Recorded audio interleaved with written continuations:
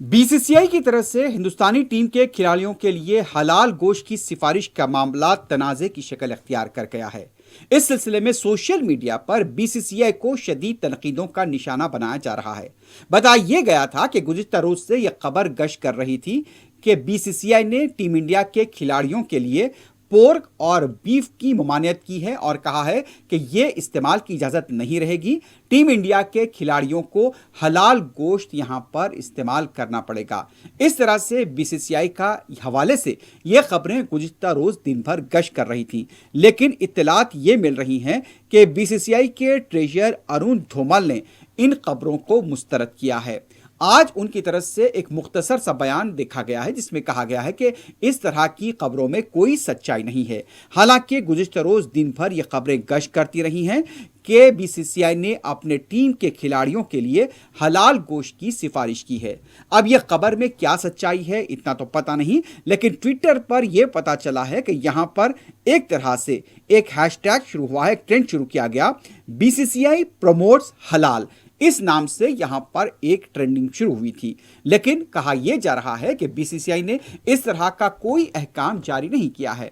लेकिन जिस तरह की खबर कल दिन भर गश्त करती रही उसमें यह कहा गया कि टीम इंडिया के खिलाड़ियों के बीफ के इस्तेमाल और पोर्क यानी कि खंजीर के गोश्त के इस्तेमाल पर पाबंदी लगाई गई है और बीसीसीआई ने हलाल गोश्त की सिफारिश की है टीम इंडिया के खिलाड़ियों के लिए। लेकिन बीसीसीआई ने फिलहाल इस बारे में मुख्तसरन इस बारे में ट्रेजर का बयान आया है और अरुण धूमल ने यहां पर इसकी तरदीद की है कि इन खबरों में सच्चाई नहीं है।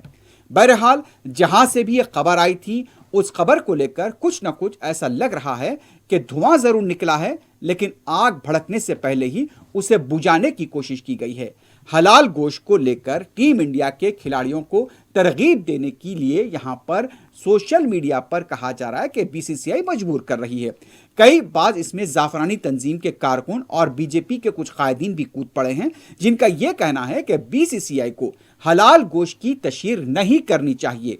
हालांकि बीसीसीआई ने अभी इस बारे में कोई वाज़ेह तौर पर वजाहत नहीं की है, सिर्फ ट्रेजर का एक बयान सामने आया है।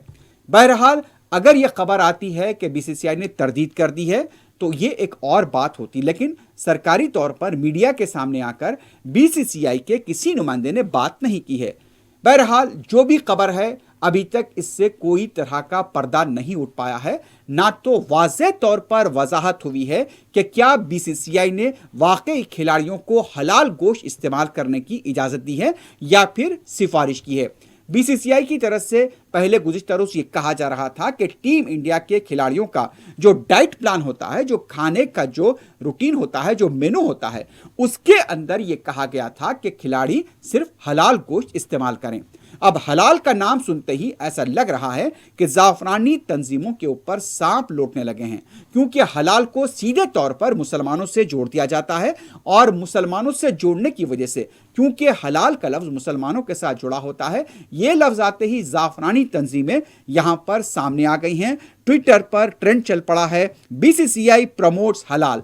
इसके साथ साथ यह भी कहा जा रहा है कि बीसीसीआई किसी भी खिलाड़ी को डिक्टेट नहीं कर सकती कि वो क्या खाएं, लेकिन जब बात यही आती है मुसलमानों को लेकर, तो जब ये लोग डिक्टेट करते हैं तो उस वक्त उन्हें इसका एहसास क्यों नहीं होता?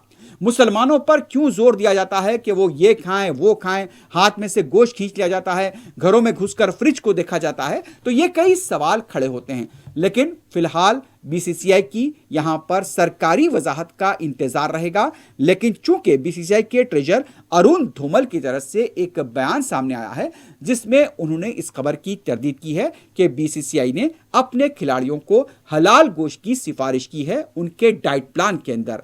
हमको इंतजार रहेगा, हम इस खबर पर नजर रखेंगे। फिलहाल बीसीसीआई का एक अलग मौक़िफ़ है, लेकिन सोशल मीडिया पर यह ट्रेंड चल रहा है, यह खबर तेजी के साथ फैल रही है कि बीसीसीआई ने टीम इंडिया के क्रिकेट खिलाड़ियों को हलाल गोश्त खाने की सिफारिश की है।